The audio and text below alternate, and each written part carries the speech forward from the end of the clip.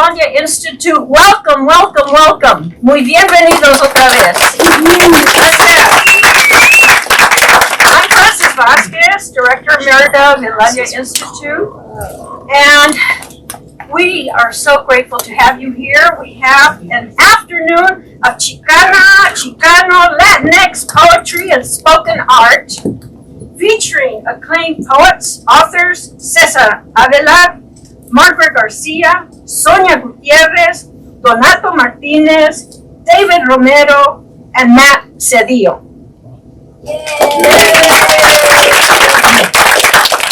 And before we begin, I'd like to acknowledge the land that we have. So we, members of the Alanya Institute, do respectfully acknowledge and recognize our responsibility to the original and current takers of this land, water, and air. The Cahuilla, Tongva, Luiseño, Chumac, and Serrano peoples, and all their ancestors and descendants. From the past to the present and the future. Today, this meeting place here at the Cultura Center is home to many indigenous peoples from all over the world. And we are grateful to have the opportunity to live, work, and play on these homelands. Muchas gracias. Thank you. Órale, Gordon. Okay. For those of you who aren't familiar with Inlandia, we are a lively, regionally focused, nonprofit literary center and publisher celebrating inland Southern California in word, image, and sound. I'd like to introduce to you Liz Gonzalez, a member of the board of directors. Our famous executive director, Katie Porter. Thank you. Andale. See, she's excellent. And goddess here, Janine. I call her goddess because she is tremendous. She is the programs and marketing director.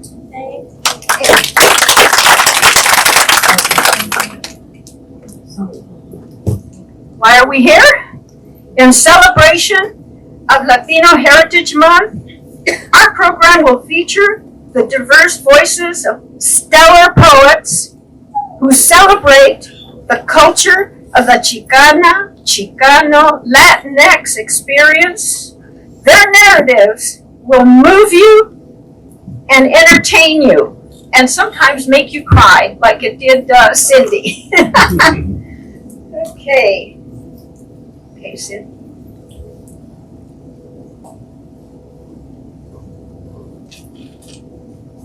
Yeah, I had to. Hi, everybody. Oh, God, let me take you all in. Let me take you all in here.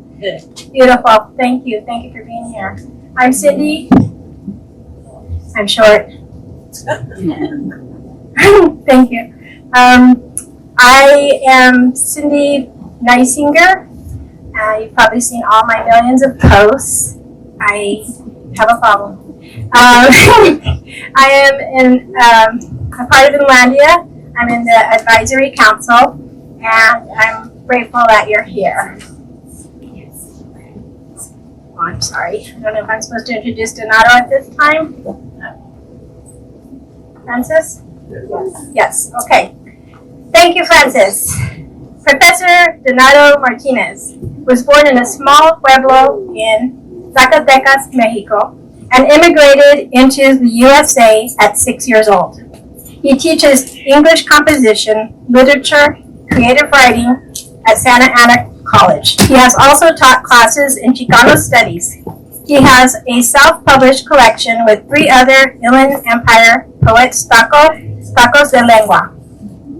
His full-length collection of poetry, Touch the Sky, is published by El Martillo Press. He grew up in Corona and is from Riverside in the house.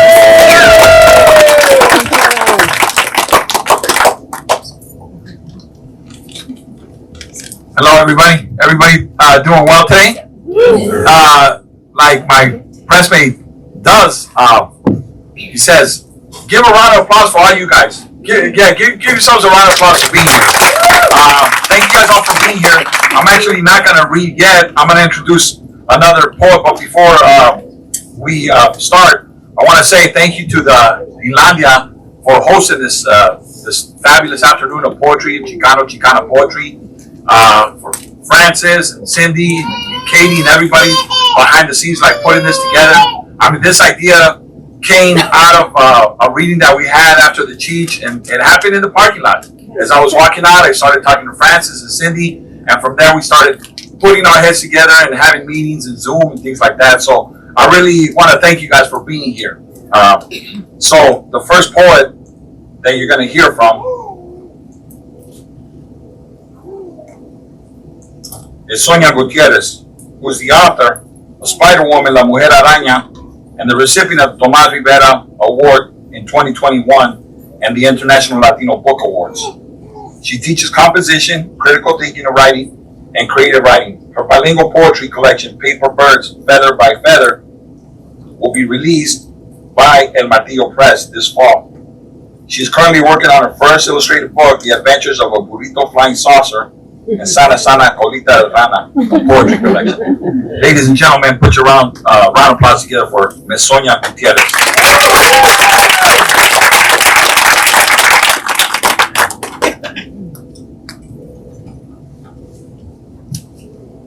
How's Riverside doing? So I want to start with a poem that's called They Say. And I was hired for Mount San Jacinto to do a full-time interim position for a year. And I remember feeling that there would be no time for writing, and that was concerning. And then I thought, why don't I write while I'm driving? So I write.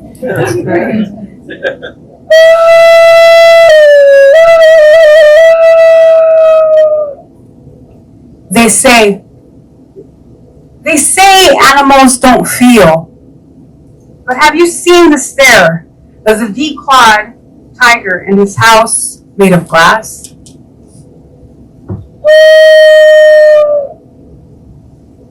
They say animals don't feel.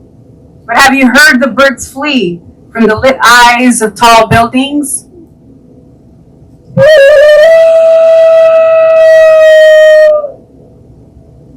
They say animals don't feel.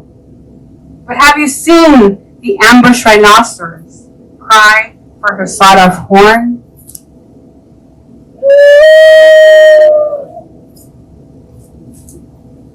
And they say that one day we will go see house sparrows at the zoo.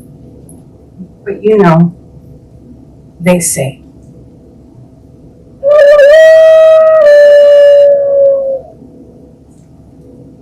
We're going to move on to this poem is from Dreaming with Mariposa. So this is from El Martillo, forthcoming, Paper Birds, Feather by Feather, Pájaros de Papel, Pluma por Pluma. And so this poem, I love indigenous culture. I'm Mexican. My roots are indigenous, Spanish, and I also believe Africans. I think sometimes we don't need a DNA test. I think we sense it and we feel it. So we are very connected to the spirit world, to the land. And so this one I wrote about a grandmother I never met, Dreaming with Aurora. And so I will have copies available of Dreaming with Mariposas. This is the one that won the Tomás Rivera Book Award. I can't announce it publicly. It also won Book to Movie Award for the International Latino Book Award. And I have to share my grandmother from Michoacan, indigenous and beautiful roots. Dreaming with Aurora. Ay, qué bonito es volar a las 2 de la mañana.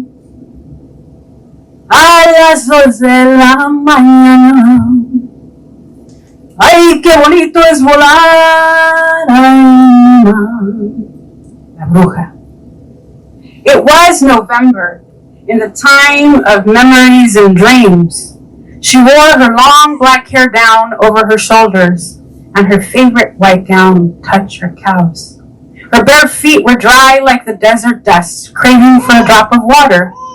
Under the chirimoya tree, she sat on a concrete bench for a few minutes while she took in her surroundings that looked like her home, and then continued her journey.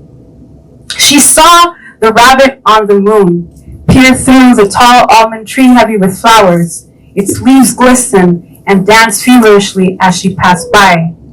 Even though the smell of eucalyptic trees permeated the backyard, she couldn't smell it as much as she tried. Something else called her, a smell more powerful, the smell of the bright orange cempasúchil flowers. As she got closer to the backside of the house, she recognized the geranium clay pots lying alongside the house. The estafiate and ruda plants were well taken care of. For a second, she thought they were hers, but as she approached a bedroom window, she saw her face reflected. She didn't know if she was La Llorona, or a bruja, or the two of them in one. Through her eyes, she didn't look terrifying, not to herself. Looking at her face did startle her a bit, but what startled her most were her feet. They weren't touching the ground. Her body moved slowly, heavy with time on her shoulders, to her altar, where she found her picture in a wooden frame, the only picture of her, the one with her hair tight in a long braid. The candle's flame flickered, and the red, bright pink, royal blue, green, and yellow ribbon hanging from the window's frame swayed as she moved to a corner in the living room next to La Virgen de Guadalupe. Her favorite dish, mole rojo, frijoles, and arroz, was still warm with her daughter and granddaughter's hands. Next to the mole, her family had placed a glass of water to quench her thirst. She remembered who she was. She was Aurora. And her granddaughters, Paloma and Sofia, had guided her to the place of the living. After reuniting with family members placed next to her on her family altar, Aurora then visited Elena, sleeping next to her husband. She found her in the same position she slept as a child. Her Elenita had her beloved Fortino's hair, wavy like the ocean waves. Staring at her grown daughter's face, Aurora leaned over and kissed her daughter on the forehead. Elena woke up, stayed still, and asked, "Mama, ¿eres tú?" With no answer and heavy with sleep, she went back to dreaming. In the morning, I woke up confident my abuelita had visited the altar both Paloma and I had set up for the night before. I sat on my bed, recollecting my dream, then rose to my feet and stared out the window. I had dreamt. I was walking. No, I was floating like La Llorona, but wasn't sure if the woman in my dream was Abuelita Aurora, a bruja, or La Llorona. It was November, and the time of memories and dreams. Ay de mi llorona, llorona, llorona, llévame al río. Tápame con tu rebozo, llorona, porque me muero de frío. So this is from my abuelita, who I never met. And I want to read and close with an El Martillo Press poem that I've never read publicly. But I figured that we have to get these poems out. Our goal is that the book is going to be published this month, and then we're heading to UNAM in November, the first week of November. That's our goal. The indictment of index fingers and thumbs. Before Judge Justice stood 6 fingers and 6 thumbs. She asked, who pulled the trigger of the pistol that killed Charles Smith in Savannah, Georgia? Who pulled the trigger of the firearm that killed John Crawford III in Beaver Creek, Ohio? Who pulled the trigger of the gun that killed Michael Brown in Ferguson, Missouri? Who pulled the trigger of the pistol that killed Trayvon Martin in Gardens, Florida? Who pulled the trigger of the weapon that killed Oscar Grant in Oakland, California? Who fired 30 rounds of ammunition that killed India Cager in Virginia Beach, Virginia?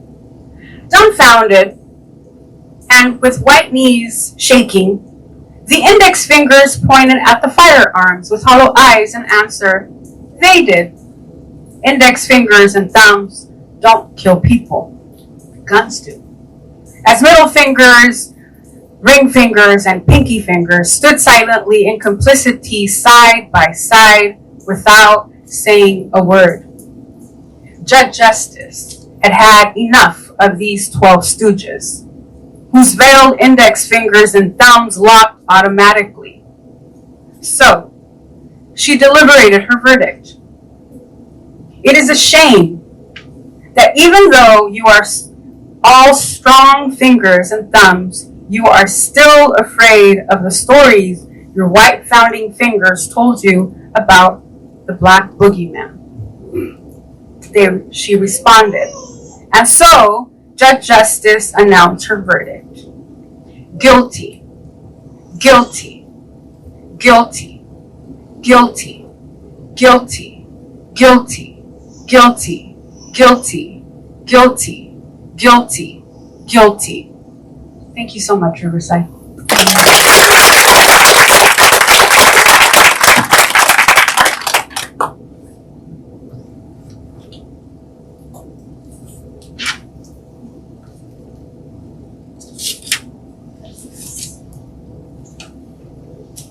Hey, how about one more round of applause for Sonia, please? Thank you very much.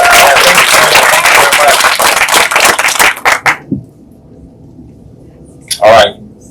The next poet is my good friend from Pomona. Cesar Avelar is a poet that writes exclusively for the working class, and from that lens and that perspective. He is of Central American descent. His father is Salvadoran, and his mother is from Honduras.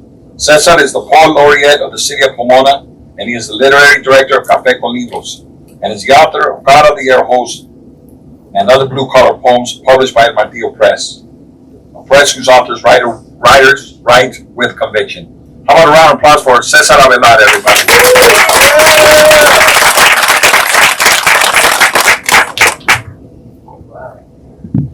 Hello, Riverside. It's a pleasure to be with you guys today. So we're gonna go for the juggler today. You guys look like a poetry. You know, we're going hard. So, how many of you know any blue collar workers in your family?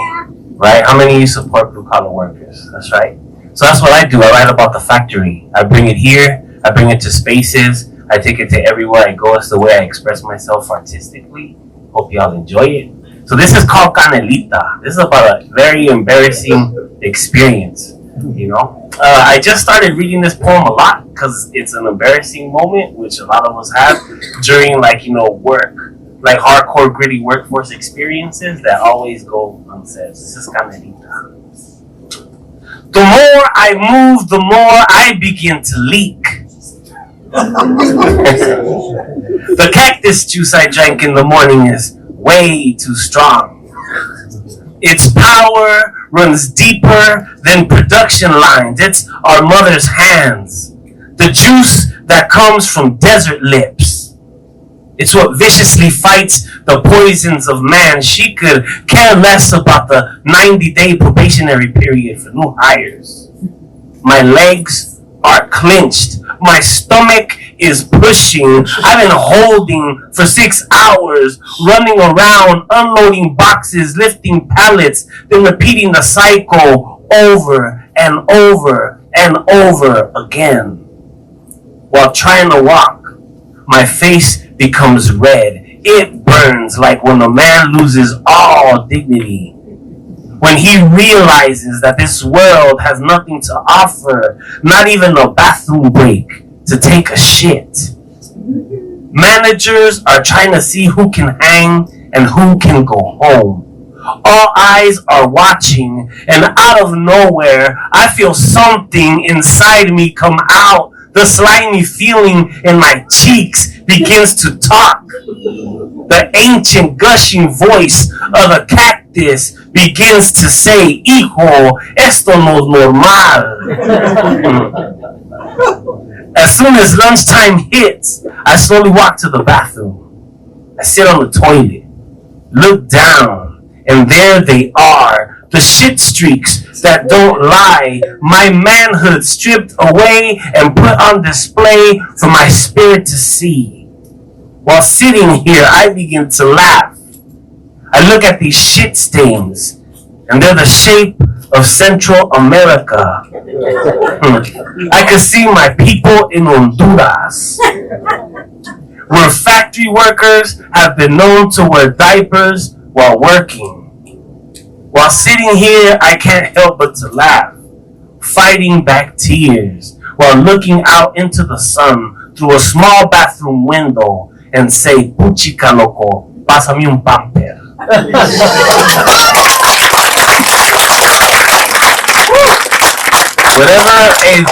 I don't care how cliche it is, whatever makes you laugh, makes you cry, you feel what I'm saying? If you can make fun of it and express it and develop it into art, I'm all for that, I'm all for it.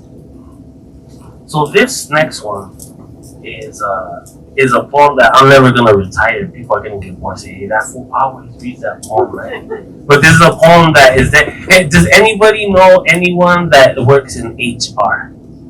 Alright, cool. You don't have to raise your hand, But this is for the HR people that think that they're so clever, and they need to go.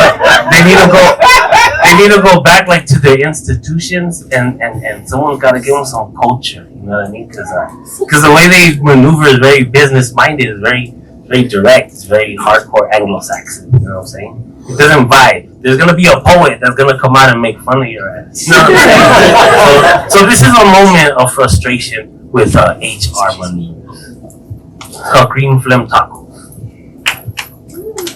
On the lunchroom wall hangs a poster that grows a pair of lips and spits in my face. Its words become green phlegm dripping down my eyebrows and cheeks, landing on my food as I eat.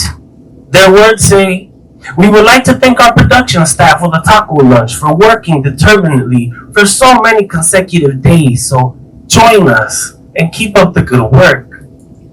These words create a hatred so deep that my existence becomes a rope hanging on the trembles of my jaw.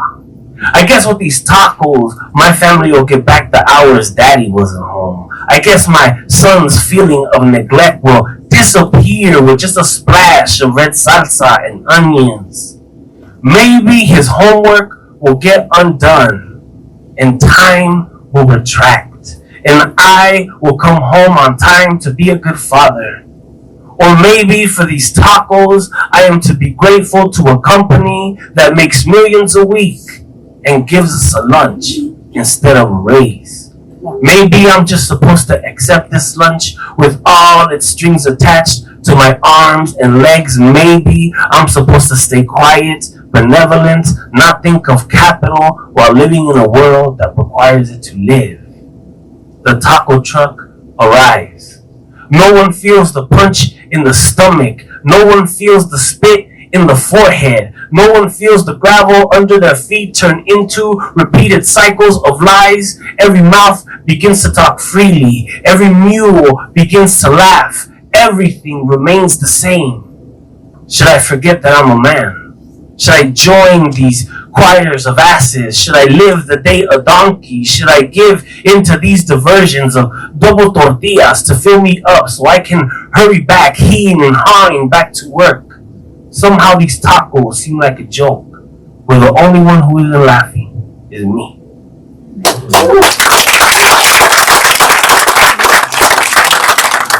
Okay. So this next poem is going to be the first poem in my book. It's called God of the Air Holes. And this is coming from a long time. When I first started working in the factory,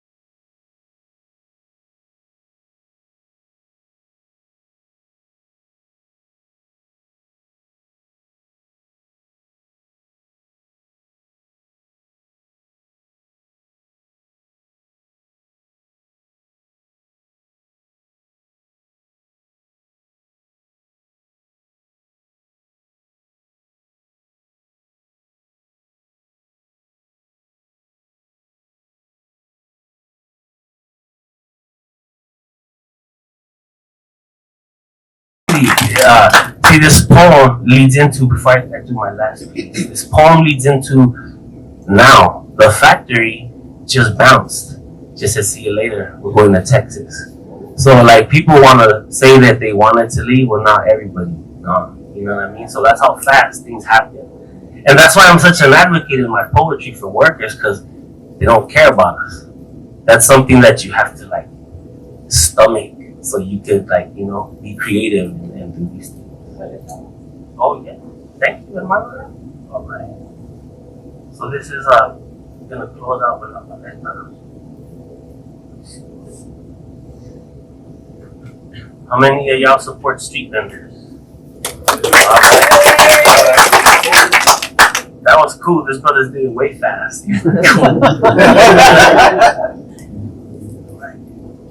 This is why street vendors are important to me, because they come in certain times in my life, as a kid, as an adult, you know. This is one of these times. A la paleta. Even in ugly days, beautiful when you have money. Children from the neighborhood run to their parents when the paletero man yells, paletas, paletas. But not my son. At least not today. Today we had to watch Sesame Street with the volume up at full blast just to not hear the enticing yells of raspados, elotes, paletas. His cries shake the inner fibers of my soul. His sadness cuts deep and beyond the scar tissue of my identity. So now what? Now what, Uncle Sam? You take away jobs, I find ways to get money. You raise tuition, and I find ways to obtain an education. My back is wet because you've soaked it in stigma. You keep punching, and I move forward. You give me a shot and still can't seem to put me down. Without any money, all I could do is think and read and dream. And I've come to the conclusion that you owe us a future and my son an ice cream. So thank y'all. And before I go, I just want to shout out the open mic that I host every second Saturday of the month. It's at the Art Walk at Café con Libros from 7:30 to 9. It's a healing space. It's a true inclusive space. It's not like these spaces that say, oh yeah, everybody's welcome, but then in reality it's not. You know what I mean? I make sure my space is protected. So thank you very much.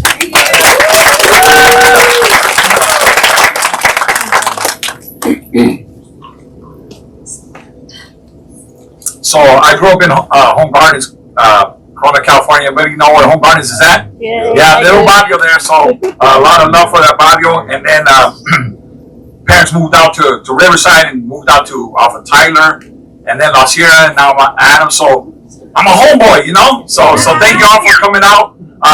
Really happy to represent my city of Corona and Riverside. So I moved out back to my parents for about 3 years, and my mother, you know, she made meals for my father. She would come knock on my door, and she would ask if I wanted something to eat, and I would say, well, what do you have for dinner, Mom? And she'd be like, caldo de res. Be like, okay, right? And then the next day she'd be caldo de pollo, right? And then the next day it'd be albóndiga, and she'd be like, pues ya conoces a tu papá, le gustan los moles y los caldos. And it'd be like 110 degrees. And so at some point I said, Mom, I don't think I want caldo. I'm gonna go get McDonald's. I'm gonna go get Del Taco. And then she's like, pues no eres mexicano, right? And I'll be like, yeah, but sometimes you just, you get sick of caldos in 110 degree weather because you know how Mexicans are, right? So this poem here reminds me of the question and the identity crisis of like, well, you must not be too Mexican, or you must not be too Chicano, or you're too pocho and things like that. So it's called Stupid Mexican, Sorry Ass American. I live in the borderlands too. I'm not Mexican enough. Americans think that I have too much barrio in me. I love grilled hot dog wieners wrapped inside a tortilla. I prefer carne asada and frijoles during 4th of July. But I love pizza more than caldo de res. Street tacos with guacamole salsa is delicious anytime. So are double-doubles from In-N-Out, especially after a night of drinking. I only eat nopales with a mediocre interest, much like cauliflower. Mexican pan dulce is overrated. I'm sorry. What?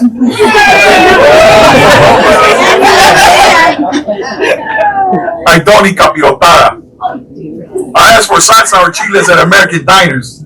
My father has even walked into Denny's with fresh queso and tortillas in his back pocket. I love baseball and basketball with a passion, but I take little interest in soccer unless it's in the World Cup. I bump hip hop more than norteño music. I even like the Smiths more than Gente. I'm such a bad Mexican. My mother tongue has lost its grip on me because I get confused with translating words like embarrass and embarazada, or support and no te soporto. And I just learned that a gallbladder is vesicula, or is it bicicleta. When I was younger, I had trouble translating letters for my parents. Even at appointments, my father berated me for not understanding doctors. When I get pissed, I shout Spanish. Pinche pendejo. The most offensive curse words in Spanish begin with the letter P. Think about that for a second. When I was growing up, my white friends always asked me to teach them curse words in Spanish. When I see a friend from a distance, white or Mexican, I nod in the Mexican male gesture of recognition. I learned the Padre Nuestro as a child, and I still recite it at night, especially after bad dreams. But I feel a sense of conflict and guilt over reciting the Pledge of Allegiance or standing for the national anthem. I love America, but America does not always love me. I don't trust the police, but I detest ICE. Pinches vendidos. I am the son of Mexico, but USA has adopted me. Spanish was my first tongue. There is no translation for the words te amo. I teach English. Sometimes my accent is very apparent. I fell in love with writing by reading literature written in English. I'm such a horrible Mexican. I'm even a worse American. Mexicanos call me Pocho. My Chicano friends say that I'm too paisa sometimes. I'm caught between two worlds, not knowing which one to call home. I'm a stranger in my own land, even more so in Mexico. I'm a stupid Mexican, a sorry-ass American. Thank you.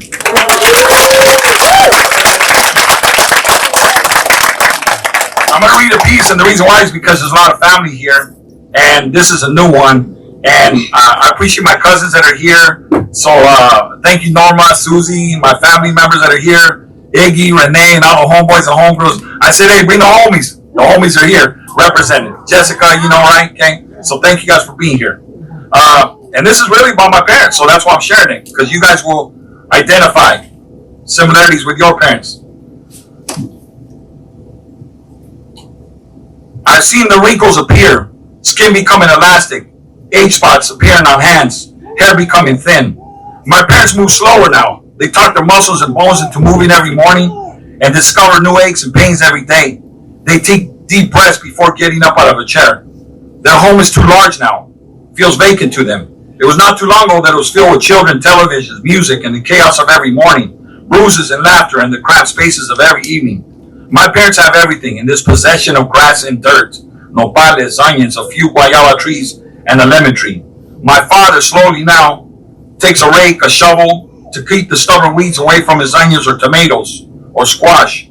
He bends and leans and lunges, comes up for air, wipes his sweat, tugs at his sagging pants, and gives me unsolicited advice, life lessons crumbled into 15 minutes. Stories that I have heard so many times before, mainly about his idiot sons, me included, who drink too much or spend too much money, y que somos buenos para nada. He recalls picking cherries and strawberries and apples in Oregon, lettuce in both Colorado and Arizona, lemons and redlands in Temecula, strawberries and oranges in Anaheim, Yorba Linda. He even worked on the railroad in Washington. My father still becomes easily irked. His temper can suddenly erupt like an angry volcano. I still feel horrible for the young bank teller in Tijuana berated by my father. But my father can also crack like a tree branch over a knee. My mother has a colorful rose tree that bursts two different colors. A pitaya with the droopy branches and the bright colorful fruit. A bougainvillea whose vines cover my eyes from peering into the neighbor's home.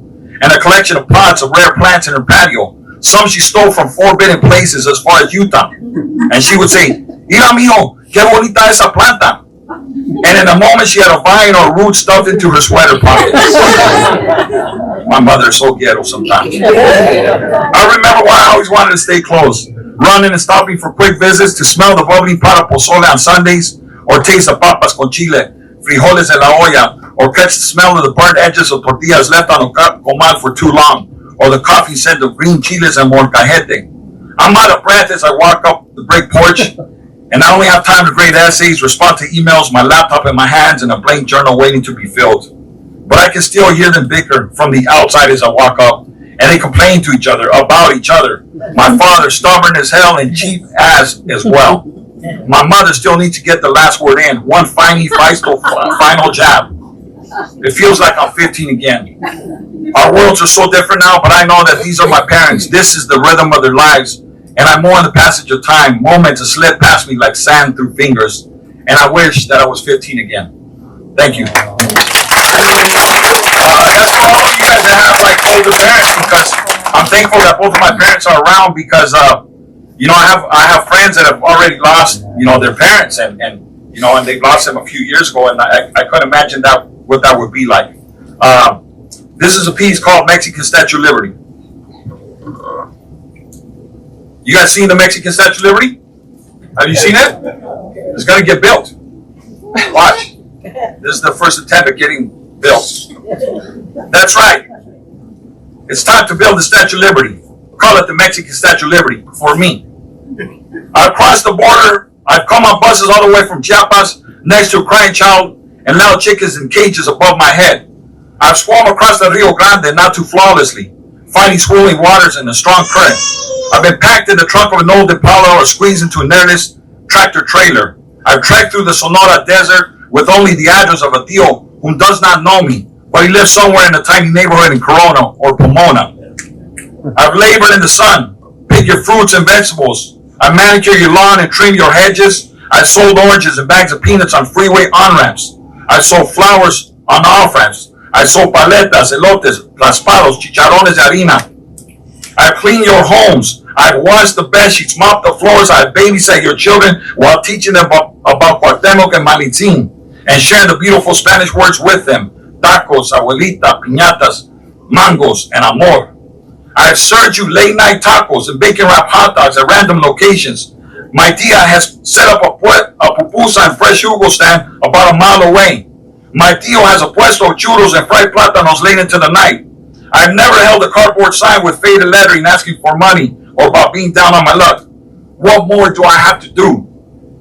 I've become a citizen. I pledged my allegiance to this country. I stood up for the national anthem. When you raise the rent, I start detailing cars on the weekends. You decrease my hours, I start to upholster furniture. You don't give me a proper raise, I find another job. I don't do crack. I've never tried any foreign drugs. I have no criminal records. Shoot, I even sweep the sidewalks littered with needles, cigarette butts, and empty alcohol cans right in front of my house. What more does a Mexican have to do? I sit in the back of the classroom because I want to. I can play sports and get paid for it. I can put on boxing gloves. I kick a ball, swing a bat, pitch a fastball. You want me and you need me. You love my food. You're jealous of our lowriders. You love our women. You crack piñatas at birthday parties, but you hate me and you criminalize me. You enslave me. You deport me, you imprison me, and sometimes you kill me. What more do I have to do for a little respect? Do you realize that this is my land? The pilgrim is the real illegal one, living on occupied territory. So what I'm asking for, I'm going to tell you right now. Please take notes. Put me on a stamp, on a coin, or on a dollar bill. Make a trophy out of me. Have an image of me on subway cars or on public transportation buses. Make me a star in a movie with no racist depictions. Build a statue out of me. That's right, the Mexican Statue of Liberty. My right arm stretched out, pointing to the sky. I'm holding my papers. Let all the children run up to me, dance at my feet, and be embraced and loved by me. And if you ask where I'm from, I will answer that I am from here because we didn't cross the border crossed us. I am the symbol of freedom, and I am the Mexican Statue of Liberty.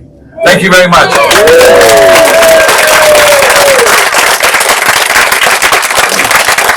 All right, I'm going to introduce the next poets here. If you feel what they're saying, let them know. Snap your fingers, clap, go, ooh. Oh, that's right, Caesar. You know, you go, Matt. You know, right? You let them know, okay? All right. Margaret Alicia Garcia is a badass climate change survivor, born in Montebello and raised around the world as an army brat. She is the author of Graft on Tozen Books, The Daughterland on El Martillo Press, the co-editor of a forthcoming Red Flag Warning, an anthology about living with wildfire, and the author of the forthcoming, man, she got so many forthcoming projects. Okay? All right? Author of a forthcoming story, Gen X, Nora Stories, on Yes, Yes Books. And she's also currently working on a second collection of poems called Watershed. All right, put your hands together for my friend Margaret Elise Garcia.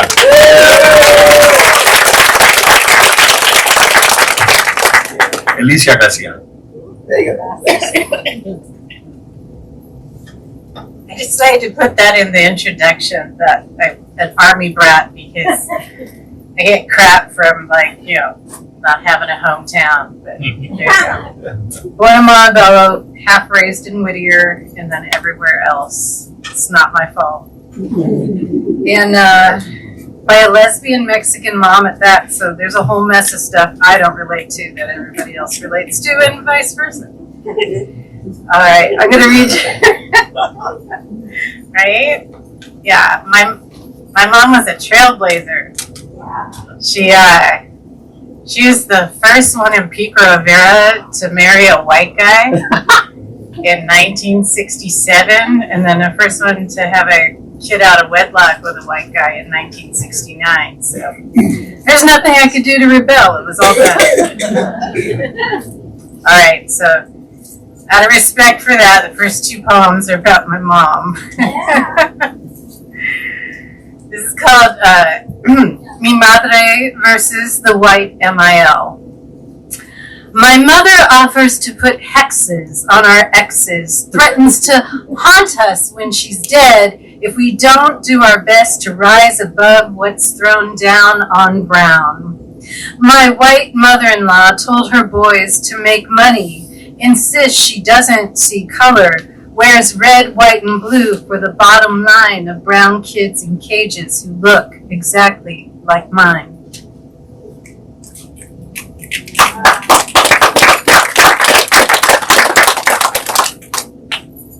Although my mother-in-law now says she's sorry for voting for Trump, but it took Roe v. Wade to get her there. She didn't care about anything else before. Las Viejas. My Nina is gone. Met my mother in the schoolyard sandbox and translated the world to my Englishless mama till she had the new words to survive on her own. Godmother Mary wrote textbooks and taught Spanish and English and lived in those spaces between a master's degree on the west side and her children and run-out husband on the east, and diabetes and disappointment. And the decades later, on the phone once a week, the two viejas talked like old neighborhood prize fighters from a neighborhood neither has seen in years. Las Viejas reminding us that a Mexican mother's love is conditional, that we owe them our best while they owe us nothing, that we should be grateful for their voices in our heads at all times. Mi Nina y mi mamá, inoculating us against the world, the white wall of aggressive politeness, not afraid to blow the horn on everything and watch it all tumble down.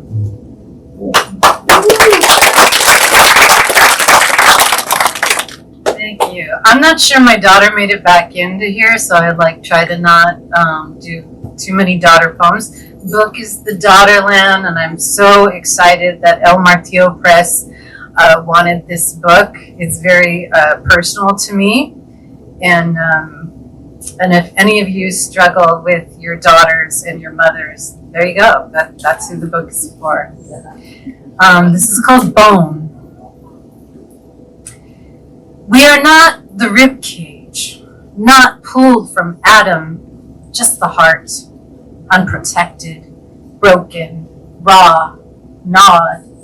It still hurts to breathe, winded, punctured.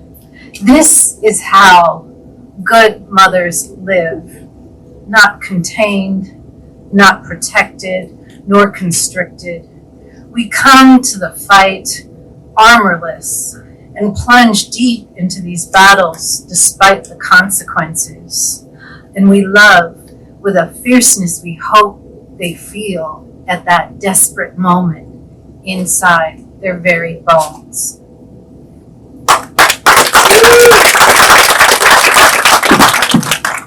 So that's all I'm going to read from the Daughterland, and I'm going to read a couple other poems.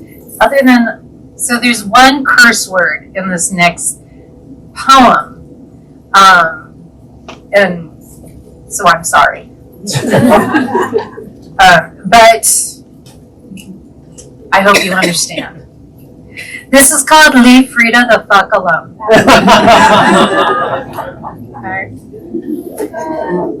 Sorry, the child. But I know she's heard it at home. At least I don't know. I'm about to become a grandma, and my daughter said I couldn't babysit if I swore. And I'm like, yeah, the first time you want to take a shower, you're going to want me to babysit. So don't go there with my F word. She never wanted to come back. You pulled her into pillows and purses, magnets and mouse pads, shawls and dolls, suitcase and statement rings, telephones and talisman things. She was a communist, an atheist, and you are the church bazaar, and sell her face on totes and tees and keepsake boxes, knee-high socks, celebrating our culture in glitter bottle-capped earrings, littering art history with apron aphorisms and glue gun gifts. She, now, the sanitized saint candle, cue the cute baby book Frida. You have soft focused Frida, smooth the frame. Your Frida is rounded, no edges, and doesn't smell like cigarettes and missed meals and rotted teeth living off candy treats and the swig of bedside whiskey and unswept floors where the monkeys and the peacocks go. Look, if Frida were alive today, she'd have fucked your husband.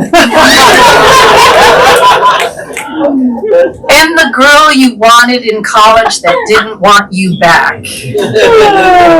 Because that's exactly what the real Frida would do. And I would laugh and laugh as you head tilt. Miss Kahlo, can I have your autograph? Go ahead. You tell her she and Diego need better boundaries, couples therapies, and other assorted effronteries. You've made her into this doe-eyed pale, left the brows but erased the mustache, painting her pain and sorrow, not your vibrant floral tomorrow. She is blood-dipped arrows and corsets and columns. But go on with your jungle print pattern and parrots parroting craft show hobbies. Is this really what the water brought her? Frida's dress hangs here in our polluted Gringolandia air. Those tethered truths still afloat above in the ether of Ford Hospital. And your constant little snips, well, they're beneath her. Thank you.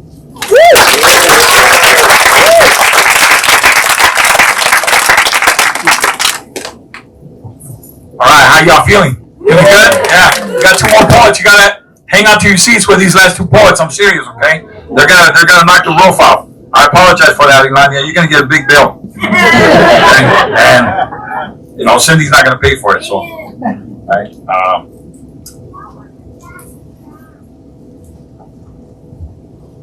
All right.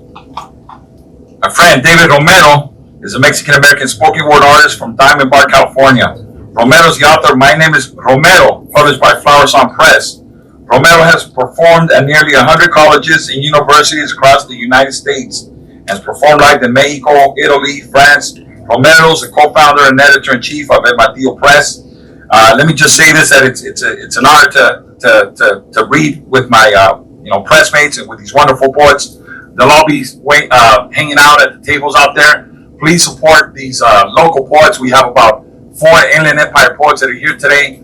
Support small press, you know. So how about a round of applause for Mr. David A. Romero.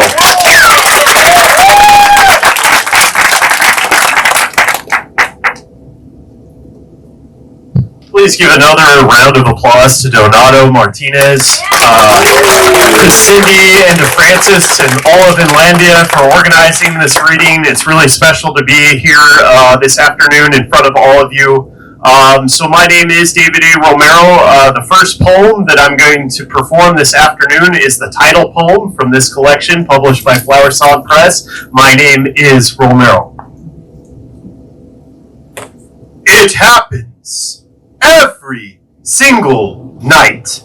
Telemarketing Juliets, calling from their ivy-covered balconies, calling for their star-crossed lovers, calling. Hello, is Mr. Romeo in? I'm sorry. Romeo went to go grab a burrito, Mercutio to cruise Whittier Boulevard, and Shakespeare to take some ethnic studies lessons. In other words, fucker, Romeo isn't in. My name is Romero. I am not Italian. Centuries-old Spanish blood coursing through these veins, though my parents are not from Spain. And despite the Southern Californian accent, loud words like dude, sweet, and sick to tumble gracefully from these lips. I'm not a white guy. I'm a Mexican. My name is Romero. Romero like a brand of tortillas that escaped with Guerrero and Mission from the segregation of the ethnic food section into the main aisles of your local supermarket. My name is Romero. Romero like Archbishop Oscar Romero, zombie filmmaker George A. Romero, actor Cesar Romero. Yes. Before Jack Nicholson, before Heath Ledger, a brown man played the Joker. They dressed him up in purple suit, green wig, and white face, though he would not shave his trademark suave and sexy Latin mustache. No, he was a Romero. I am a Romero. My parents had dark hair and dark eyes. When I was 7, my brother lied, told me that my father was the mailman. How can you be the son of our parents with your blue eyes and white skin? Well, brother, fucker, like Jerry Springer or Maori, the DNA results are in. I am a Romero, and I know what some of you are thinking, that I'm just another white guy trying to prove he's a Latino, or just another Mexican, chest beating his chest, beating whatever reputation he has left in the process, trying to convince you that his family, his country, his nationality are better than you.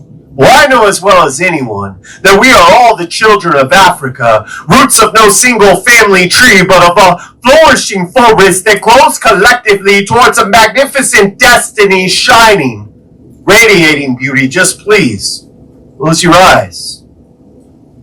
You can see it. Ah, but fuck that shit. The name of this poem is We Are the World, We Are the Children.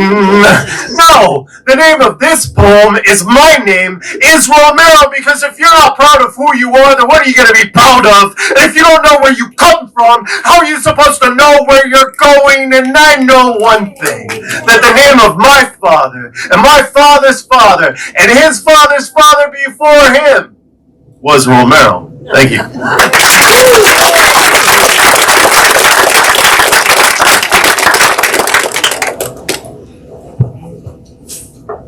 So I want to thank two special guests, Stephanie and Troy Mullis, for showing up, co-workers, my supervisor. Let me tell you a story. So one time, we thought that Troy was moving on to a new line of work. We worked at Restaurant Depot in Anaheim, so only the finest jobs for Romero.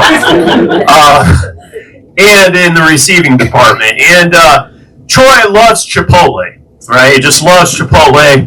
And so we thought he was moving on to a new job. So I bought Chipotle for everyone in the warehouse. Hundreds of dollars. It's very, very pricey. And he came to me and he said, "Hey Dave, you know I'm not leaving, right?"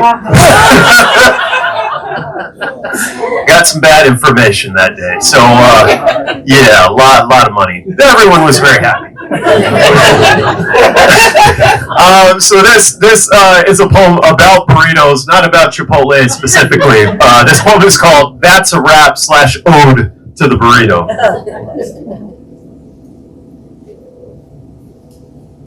my God, I've got the greatest idea. We'll take the pride of your people, the most significant dish your culture has ever produced, and we'll turn it into a sandwich. No, a salad. No, a hamburger. No, I've got it. We'll throw it all on top of a doughy flour tortilla and just wrap it up. Ah, hell no. The seventh trumpet was sounded. The seventh seal was broken, and from the seas arose a dark and unholy beast. Its name featured on fast food menus and neon signs all over the country. The Rap, the focus group of foods. You are assembled from the rotting carcasses of recipes killed by cultural appropriation. You are a Frankenstein, a monster. And for those travelers who journeyed throughout Mexico and the Southwest on burros, who invented the burrito, the little donkey, you are truly an ass. Scraps of better foods whose quality was sacrificed at the unholy altar of on the go. You are simultaneously warm chicken and cool salad. You are lukewarm. I will spit you out and reject you as they reject us. Those who want to cash in on the popularity of the burrito but deny Spanish from the menu. Those who love Mexican food but hate Mexicans. And what have we given to the world? The burrito is a pillow for your mouth. It is a voluptuous breast, a full butt cheek, and only for the poor in spirit is there something threatening about its size. It is pollo, carnitas, carne asada, and not ground beef, with or without a side of beans and rice, guacamole, please, but no pinche sour cream. The burrito is quite simply an essay on humanity's struggle for greatness. Greatness achieved is all the things that a rap is not. Burn raps forever. Burn all images that carry their name and likeness in effigy. And on that brave new day, you'll find me at El Tepac in Boyle Heights, Los Angeles, eating a burrito as big as your head. Yeah. Thank you.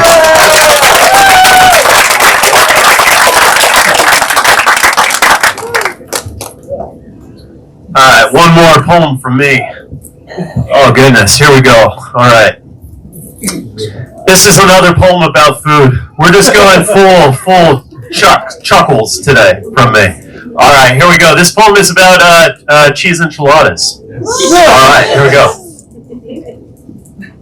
It came to me in a vision that the revolution would not be televised. Unless that is, those reality TV show cameras came to follow me into my kitchen. So I grabbed some pots and pans and even some red and white checkered oven mitts because I want to show you that I'm really ready to start some shit. You see, I've heard it said before that laughter and food, remember this, laughter and food are the best ways into a stranger's heart. Alright, so where should I start?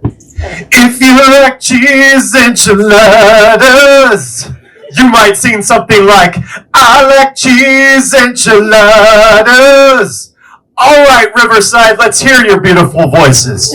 I like cheese enchiladas. Oh yes, you sang along, so chances are we'll get along. Warning, this poem, like my enchiladas, is delightfully cheesy. In an effort to try to be funny, but really I endeavor to make this whole world better by making even the most racist person feel hungry when they hear this. I want this poem to simmer in their guts. I'll worry about their starving spirits later, but for now I want you to savor the thought of enchilada sauce. Your choice, red or green. I put my corn tortillas into the oil, set them at a low boil, and I could hear them sizzling. Pop, pop, pop, pop, pop. It's music to my ears. At times like this, I think about changing my career. Like, maybe I shouldn't be a poet. Maybe I should be a chef. Oh, but a chef doesn't lose her breath over food the way that I do and try to find any excuse to eat my enchiladas before they're even finished. Like, picture this. Who wants to know how to make cheese enchiladas? All right, I'll tell you.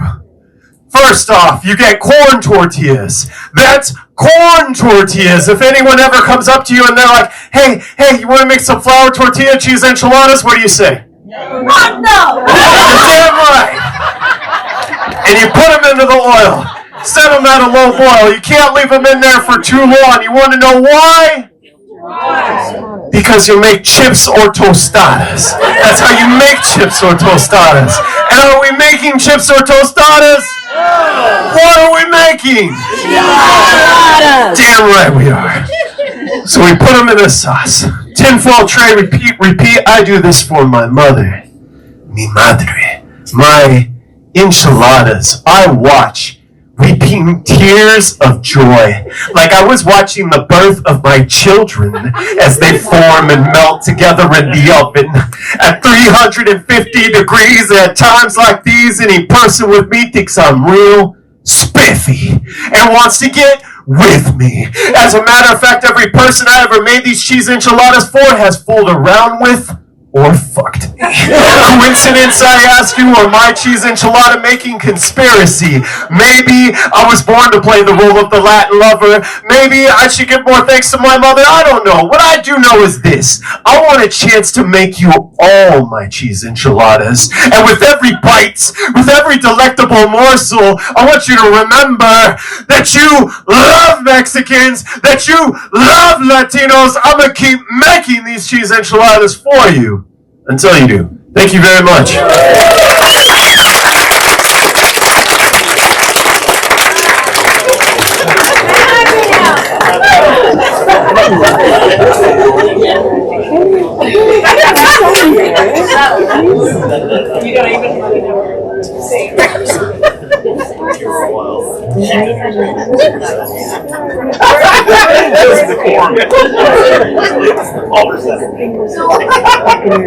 Are you guys craving burritos or cheese enchiladas? Yeah, that's right. All right. I'd like to introduce Mr. Matt Cedillo, who is the Literary Director of the Mexican Cultural Institute of Los Angeles, the National Coordinator of the World Poetry Movement for the USA, and the co-founder of El Martillo Press.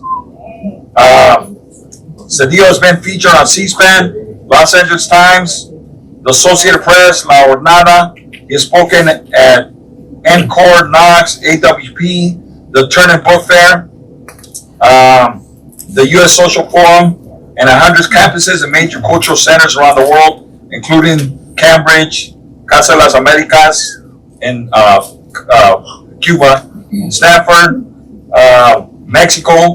He's been to Italy. He's the author of 2 collections of poetry, Mowing Leaves of Grass and Sitting on the Second Floor. One collection has already been translated and published in Italian. So if you want to get your Italian on, he's got that book here for us as well. He's regarded as the best political poet in America. Ladies and gentlemen, Mr. Matt Cedillo. Have a round of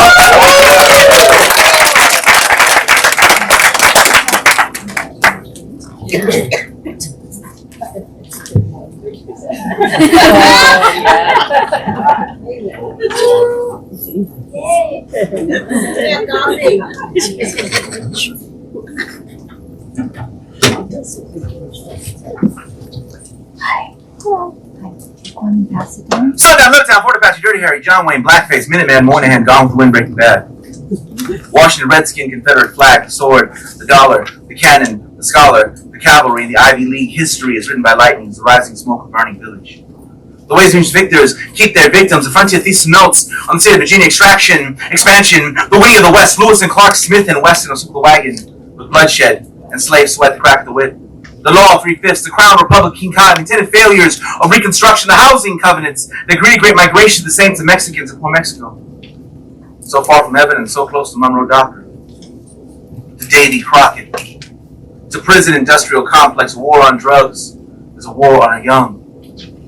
Bloody Christmas. River Madness. 15 to life at 4 ounces East Oakland, West Baltimore, south of La Brea and Alder North, Plymouth Rock, Jamestown, the Rio Grande, stolen lives, stolen land.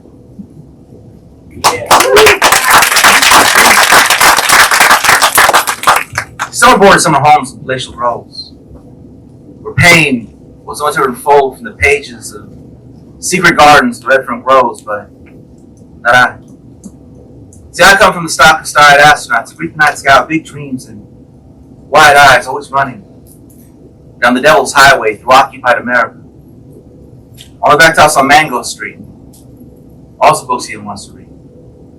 There's a handball off the back wall.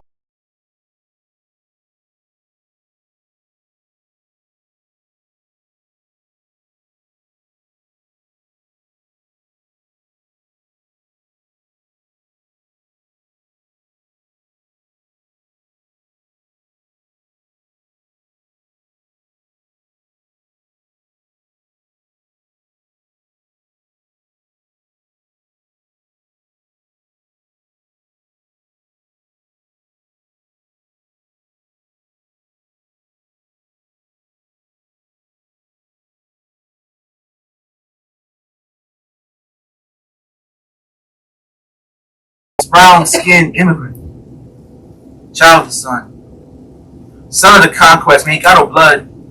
Running through the veins east side of Los Angeles, tell him, when they tell him the song will best be sung, do not tell me who I am.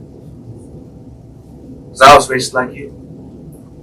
Miseducating in some of those very same schools off lessons and legends of honest Indians and Christian pilgrims and a nation of immigrants all united in freedom. That is until they pulled aside my white friend, pointed directly at me and said, Scott, I judge you by the company you keep. And you spend your time with this. And that same old story is 1846. The French Uncle Sam was stick up man, he wet bag. Show me your papers, now give me your labor, the melting pot. Was ever made for the hands of cleaning. The American dream has always come at the expense of those who tucked it in. You don't know that. Because you don't teach it. Could write you a book, but you won't read it, so you know this is about you. And 1492, and the Treaty of Waterloo, and California missions and Arizona schools, these racists that try to race us as these are kids in cities that bear our names. But you can learn today, because of Ferdinand to Minuteman, from Arpaio to Alamo, from Popol Vuh to Joaquin to the Indian, as it lives in me from 8 missing point 3, trying to bury us. They didn't know we were seeds, getting in mind, they don't strike the Mandela, there's a Plata, we'll give me Ella, the Zagalitas, Brown Baresi, Zapatista, Nixon, the Napoleon, from Peckinpah to Houston, from Lone Star Republic to Christopher Columbus, all the way down to Donald fucking Trump.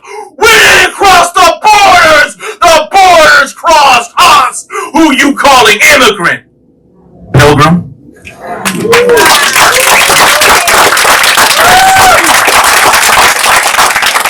Hey, how you doing? I'm Matt Cedillo. Yeah, literary director of the Mexican Cultural Institute. The coordinator for the national coordinator for the U.S. World Poetry Movement, as well as the CEO of El Martillo Press. That sounds very impressive, but I am not a rich man. And I tell you this because this next poem is a satirical poem. It's a poem where I'm embodying someone who I am not. Don't worry, I'm not like an edgelord. I'm not pretending to be racist or sexist or anything like that. I'm pretending to be a billionaire.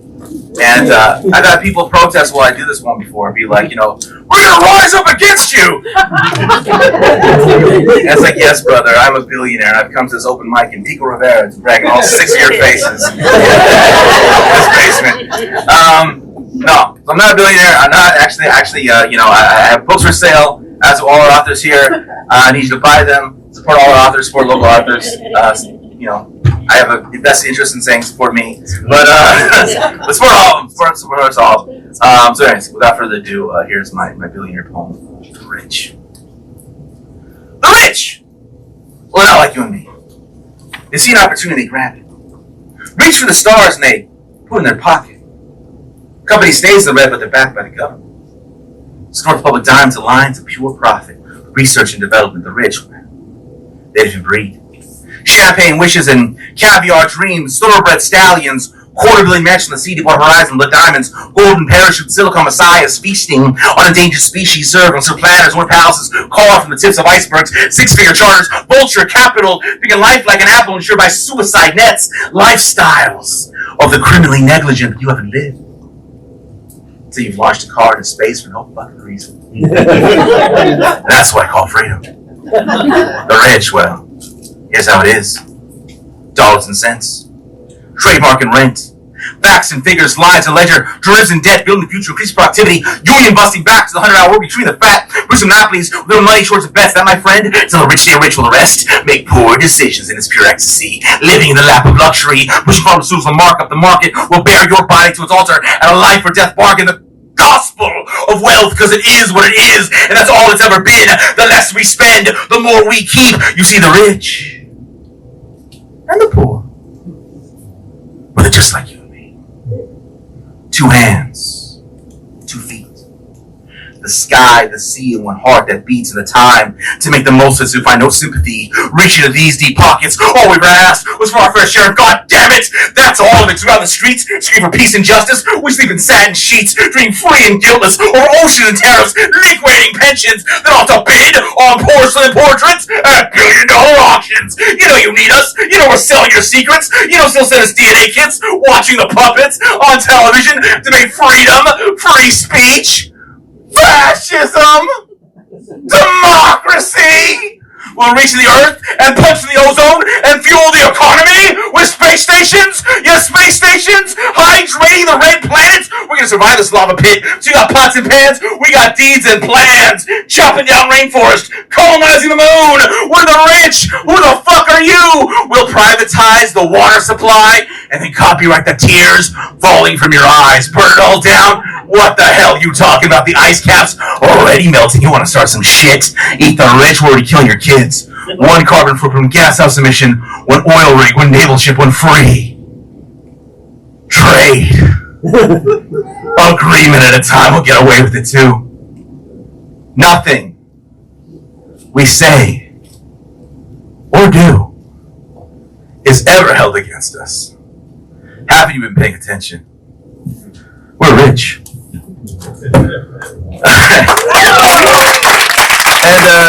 final poem. And so, as Donato mentioned in the bio, I have actually been very fortunate to have the opportunity to tour around the country, speaking at universities. And when you're out there, they often ask you interesting questions like, how did you get started? Who are your influences? Can you give us an example of a Latino experience? To which I typically respond, Ole. When I was 6, I lost a tooth. And I put it into the pillow. In the morning, ¿sabes qué? It was gone. Fuck you. That's my Latino experience. That's it. Here's a poem about growing up in El Sereno, on the east side of Los Angeles. Here we go. I was born on the east side of Los Angeles, across the tracks from Bandon Steel, industrial, petrified forest. Across the steps, a giant green tarp protected customers and gossipers, our abuelitas, from raising the sun to bombs of birds. They spoke Spanish, sold mangoes, papayas, and cherries. My favorite. As a child, I could never quite make the connection between the broken empty bottles across the steps and the broken empty men who brought the rust factories across the tracks. So my cousins and I would gather and throw rocks of dirt aimed directly for the head. And the men would yell back, "What do you damn kids know about life?" And we yelled back, "Take that, drunks!" That was messed up. That's how it was. Growing up, where Valley climbs up in Omi Soto. El Sereno. In the 1950s. My mother's father, technician by trade, by birth, a prince among men. And a backwards king that held him back. That treated him different for the radiance of his unapologetic brown skin and raised a family of 6 on a single income. There is hard, fought genius in me. Older than my mother's womb. December 18th, 1981. After months of fear and absence, my father makes his return. My aunt moves to a hospital bed. She does not want to see you. You know what you did. It would be best for everyone if you were just to leave. My mother holds a newborn, her only begotten son. There is a pain in me, older than my father's blood. As a child, I can never quite make the connection between his fingers from my throat and the anguish in his chest is suffering older than my father's bones. His father's whiskey. Grandfather short temper, long-lived legs through time. History does not care to remember because beatings are fit for scrapbooks and genealogy shame rarely make their way to the oral tradition of campfire. There is a burning in my heart that time cannot trace. Moved out from my father's, the suburbs treated me different. One day in the workforce, I told my boss, last night I met a woman. Beautiful and intelligent, asked where at. Royal Heights, where's that? East side of Los Angeles, asked incredulous, you met an intelligent woman in East Los Angeles? Want to slap the cavalry from the smirk. Beat the manifest destiny out of his name badge, but needing a paycheck, I stood in the weakness of silence, the pain and anguish of generations long past, alive and sickened in my chest. There is a shame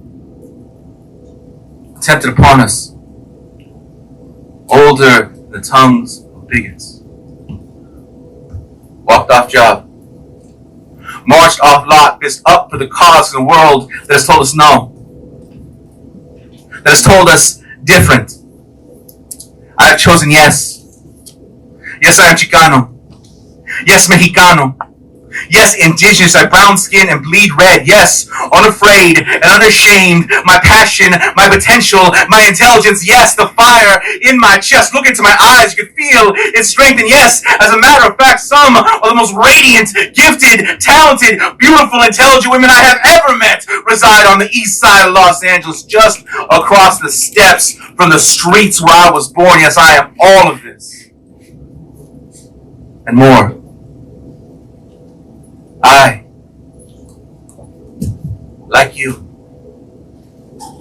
mid stars. You,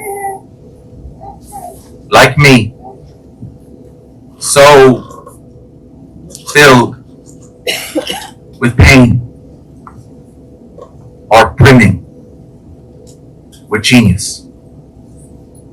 Listen to no one would make you feel different. Thank you so much, Alania. Thank you so much, Cultura. Thank you very much, Samantha with Donald Martinez. El Martillo Press. We're going to take over.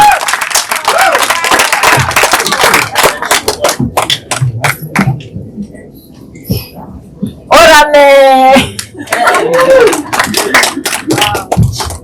Thank you, thank you, thank you. Thank you, audience, for coming. Thank you, artists, poets, authors. Thank you for coming. Cesar Arevalo, Margaret Garcia, Sonia Gutierrez, Donato Martinez, David Romero, and Matt Cedillo. Muchas, muchas gracias. Thank you.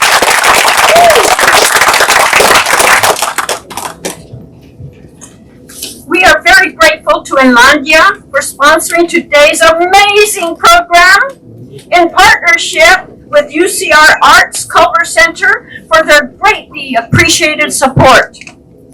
We invite you, yes, you, we invite you to become a member of Inlandia and join an inclusive community of thinkers, readers, and writers.